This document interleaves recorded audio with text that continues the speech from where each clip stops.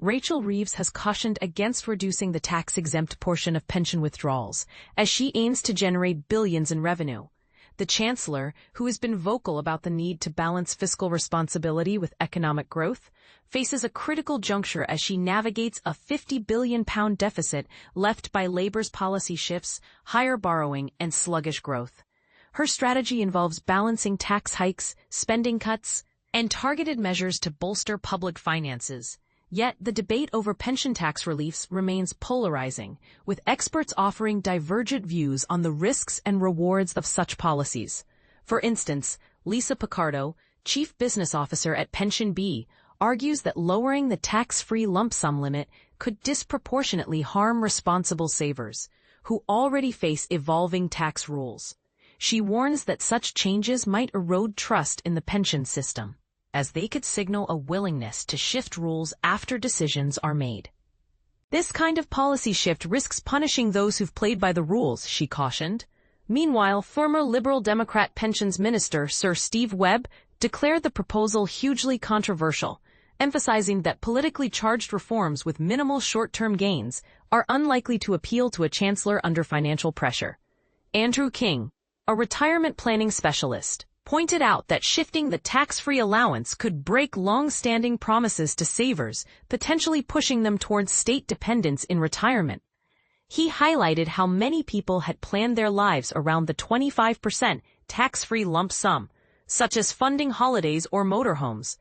Reducing this would seem to break a promise that shaped decades of retirement planning, he said. The Treasury has not ruled out lowering the tax-free cap, but an official told the Daily Telegraph it's unlikely. Ms. Reeves may have to consider the move due to the staggering sums she needs to raise in her autumn budget.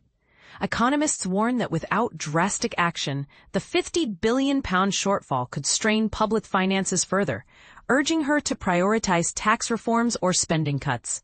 The National Institute of Economic and Social Research, NIESR, suggests the Chancellor could also explore budgetary adjustments to address a £41.2 billion shortfall, requiring a £51.1 billion increase in revenue. Meanwhile, Rachel Reeves is exploring capital gains tax on high-value property sales as a cash-raising tactic, though she's contemplating ending the current exemption for primary residences, referred to as a mansion tax, to offset the deficit.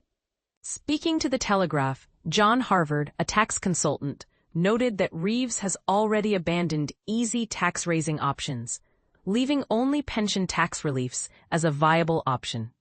Pensions Minister Torsten Bell previously proposed slashing the tax-free limit to £40,000, a move critics argue could destabilize savings.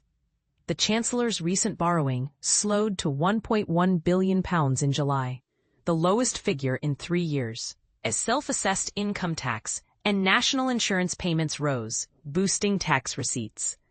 Chief Secretary to the Treasury, Darren Jones, emphasized that reducing interest payments on the national debt is a priority, arguing that lower borrowing will free up resources for education, healthcare, and family services.